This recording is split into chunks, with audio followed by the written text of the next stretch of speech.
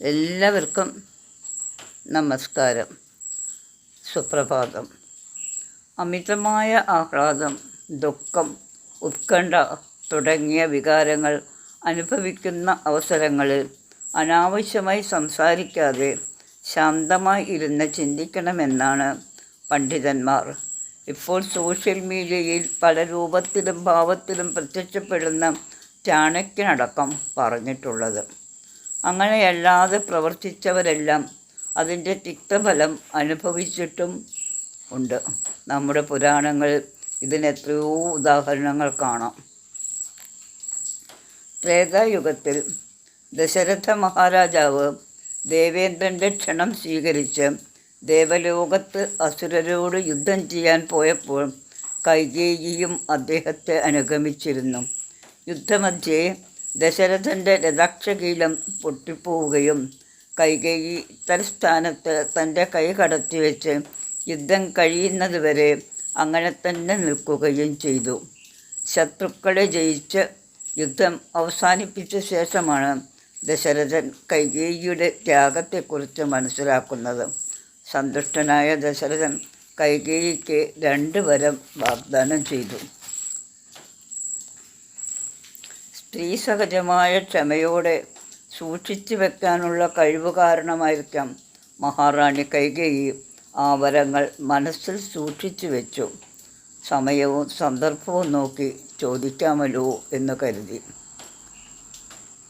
പുത്രകാമേഷ്ടിയുടെ അനന്തരഫലമായി പായസത്തിൻ്റെ മഹാത്മ്യം കാരണം 3 മഹാറാണിമാർക്കും കൂടെ 4 സന്താനങ്ങളുണ്ടായി. വർഷങ്ങൾ കടന്നുപോയി. തനിക്ക് പ്രായമായി വരികയാണെന്നും അയോധ്യാവാസികൾക്ക് മുഴുവൻ പ്രിയപ്പെട്ട ശ്രീമന്തപുത്രൻ ശ്രീരാമനെ യുവരാജാവാക്കി അഭിഷേകം ചെയ്യാൻ ദശരഥൻ തീരുമാനിക്കുകയും ചെയ്തു. ഈ വിവരം കൈകേയിയെ അറിയിച്ച മന്ധര കൂട്ടത്തിൽ മറ്റു ചിലത് കൂടി ധരിപ്പിച്ചു. ശ്രീരാമനാണ് രാജാവാകുന്നതെങ്കിൽ കൈകേയിക്ക് ദാസ്യമാണ് വിധിച്ചിട്ടുള്ളത്. അതുകൊണ്ട് എത്രയും വേഗം മഹാരാജാവിനെ സമീപിച്ച് ഭരതനെ യുവരാജാവായി അഭിഷേകം ചെയ്യിക്കണമെന്നും ശ്രീരാമനെ 14 വർഷം കാട്ടിലേക്ക് അയക്കണമെന്നും എല്ലാറ്റിനും പണ്ട് ദേവലോകത്ത് വെച്ച് കിട്ടിയ 2 വരങ്ങളുടെ കാര്യം ഓർമ്മിപ്പിക്കണമെന്നും മന്ധര ഉപദേശിച്ചു. കാരണം മന്ധരയല്ല കൈകേയിയല്ല എന്ന് എഴുത്തച്ഛൻ്റെ ശാരിക പൈതൽ പാടിയിട്ടുണ്ടെങ്കിലും നല്ല വസ്തുക്കൾ എനിക്ക് തന്നെ മറ്റു വല്ലവർക്കും കൊടുക്കൂ മമ നന്ദനൻ എന്ന് ആദ്യഘട്ടത്തിൽ കൈകേയി തന്നെ പറഞ്ഞിട്ടുണ്ടെങ്കിലും ദശരഥൻ തന്നെ മറന്നുപോയ ആ വരം ഉപയോഗിച്ച് കൈകേയി ശ്രീരാമനെ കൂട്ടത്തിൽ പത്നി സീതയെയും സഹോദരൻ ലക്ഷ്മണനെയും കാട്ടിലേക്ക് പറഞ്ഞയച്ചു.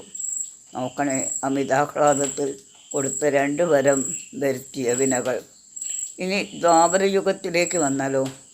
ചരിത്രത്തിലെ ഏറ്റവും വലിയ ദേവന്മാരെപ്പോലും ഞെട്ടിച്ച പ്രതിജ്ഞയെടുത്ത ദേവവ്രതനെ കാണാം. അദ്ദേഹത്തിൻ്റെ പ്രതിജ്ഞയെക്കുറിച്ച് മനസ്സിലാക്കാം. പിതാവായ ശന്തനു മഹാരാജാവിൻ്റെ അഭിലാഷ പൂർത്തീകരണത്തിനായി സത്യവതിയെ വിവാഹം ചെയ്യാൻ വേണ്ടി ദേവവ്രതൻ അവരുടെ പിതാവിനെ സമീപിച്ചു. മുമ്പ് ശന്തനു സമീപിച്ചപ്പോൾ പറഞ്ഞ മറുപടി തന്നെയാണ് ദാശമുഖ്യൻ അപ്പോഴും പറഞ്ഞത്. സത്യവതിക്ക് ഉണ്ടാവുന്ന മക്കൾക്കായിരിക്കണം രാജ്യാവകാശം. ശന്തനു മഹാരാജാവിൻ്റെ മനസ്സിൽ അടുത്ത കിരീടാവകാശിയും ഗംഗാദേവിയെ തനിക്കുണ്ടായ പുത്രൻ ദേവവ്രതനാണ്. പക്ഷേ ദേവവ്രതന് തൻ്റെ രാജ്യാവകാശം ത്യജിക്കാൻ പ്രത്യേകിച്ച് ആലോചിക്കാൻ ഒന്നുമില്ലായിരുന്നു. സത്യവതിയുടെ പിതാവ് അതുകൊണ്ട് മാത്രം തൃപ്തനായില്ല. തൻ്റെ മുമ്പിൽ നിൽക്കുന്ന യുവാവ് എന്തെങ്കിലും വിവാഹം കഴിച്ച് സന്താനങ്ങളുണ്ടായാൽ അവർ ഒരു പക്ഷേ കിരീടവും ചെങ്കോലും അവകാശപ്പെട്ടേക്കാം. അതും ഒരു സാധ്യതയാണെന്ന് കണ്ട ഭീഷ്മർ 8 ദിക്കുകളെയും സാക്ഷിയാക്കി സത്യം ചെയ്തു. അല്ലെങ്കിൽ പ്രഖ്യാപിച്ചു, ഞാൻ നിത്യബ്രഹ്മചാരിയായി തന്നെ കഴിയുന്നതായിരിക്കും. ആ അദ്ഭുത പ്രതിജ്ഞയെ ദേവന്മാർ പുഷ്പവൃഷ്ടിയോടെ സ്വീകരിക്കുകയും ഭീഷ്മർ എന്ന് 3 തവണ വിളിക്കുകയും ചെയ്തു.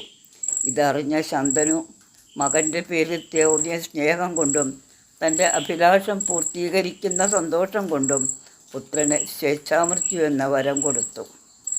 അന്യഥാ ചിന്തിതം കാര്യം ദൈവം അന്യത്ര ചിന്തയേത് എന്നാണല്ലോ പ്രമാണം. ഏതാവശ്യത്തിനും വേണ്ടിയോ ഗംഗാപുത്രൻ സത്യം ചെയ്തത് അത് നടന്നില്ല. സത്യവതിയിലെ 2 മക്കളും ചിത്രാംഗതനും വിചിത്രവീര്യനും സിംഹാസനത്തിലിരിക്കാതെ അകാലചരമം പ്രാപിച്ചു. വിചിത്രവീര്യനു വേണ്ടി ഭീഷ്മർ കൂട്ടിക്കൊണ്ടുവന്ന 3 രാജകുമാരിമാരിൽ 2 പേർ അവകാശികളില്ലാതിരിക്കുക എന്ന സ്ഥിതിവിശേഷം ഒഴിവാക്കാൻ വേണ്ടി വ്യാസനെ സ്വീകരിച്ച് പുത്രോത്പാദനം നിർവഹിച്ചു. അവിടുന്ന് അങ്ങോട്ട് ധൃതരാഷ്ട്രൻ്റെയും പാണ്ഡുവിൻ്റെയും പുത്രർ തമ്മിലുണ്ടായ എല്ലാ പടലപിണക്കങ്ങൾക്കും ഭീഷ്മർ ഉത്തരവാദിയായിരുന്നുവോ? മഹാരഥന്മാരായ പഞ്ചപാണ്ഡവരുടെ ധർമ്മപത്നി രാജസദസ്സിലേക്ക് തലമുടി പിടിച്ച് ഇഴച്ച് കൊണ്ടുവന്ന വസ്ത്രാക്ഷേപം നടക്കാൻ ഇടയായപ്പോൾ അതിനെതിരായി ഭീഷ്മരടക്കമുള്ള മഹാപണ്ഡിതന്മാർ, ആചാര്യന്മാർ ഒരു ചെറുവിരൽ പോലും അനക്കാതെ തല കുമ്പിട്ടോ അതോ രംഗം ആസ്വദിച്ചോ അവിടെ ഇരുന്നു. കാലം സാക്ഷി വിസ്താരം ചെയ്യാതെ നീതി നടപ്പാക്കും എന്ന് കേട്ടിട്ടില്ലേ? അതാണോ മുമ്പ് പറഞ്ഞ 2 സംഭവങ്ങളിലും നടന്നത്? ഏതുദ്ദേശത്തോടെയാണോ കൈകേയി ദശരഥനോട് വരം ചോദിച്ചു വാങ്ങിയത്, ആ ഉദ്ദേശം നടന്നില്ല. ഭരതൻ രാജ്യം സ്വീകരിച്ച് രാജകീയ ചിഹ്നങ്ങളൊന്നും അണിഞ്ഞില്ല. പകരം നന്ദിഗ്രാമത്തിൽ കാഷായം ധരിച്ച് ഒരു വൈരാഗിയെപ്പോലെ ജീവിച്ചാണ് രാജ്യഭരണം നടത്തിയത്. പിന്നെ രാജമാതാവാകുന്നതിൽ എന്ത് പ്രസക്തിയാണുള്ളത്? ഭരതനാണെങ്കിൽ അമ്മയുടെ കുതന്ത്രങ്ങൾ അറിഞ്ഞപ്പോൾ ഒരു രാജകുമാരന് ചേരാത്ത ഭാഷ ഉപയോഗിച്ച് കൈകേയിയെ ശകാരിക്കുകയാണ് ചെയ്തത്.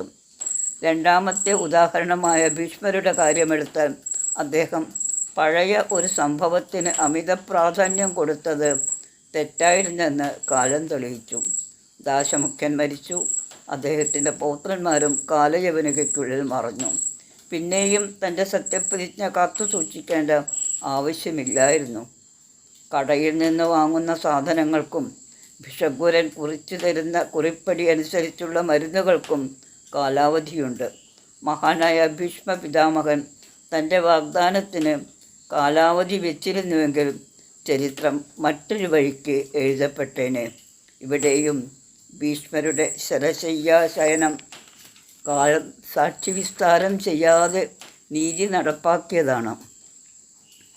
എന്നോ എപ്പോഴോ പറഞ്ഞ വാക്കുകളിൽ പിടിച്ചു തൂങ്ങി നാശത്തിലേക്ക് കൂപ്പുകുത്തി വീണ സംഭവങ്ങൾ പുരാണത്തിൽ ഇനിയുമുണ്ട്. മറ്റൊരിക്കൽ പറയാം. വാവിട്ട വാക്കും കൈവിട്ട കല്ലും തിരിച്ചെടുക്കാൻ വിഷമമാണ്.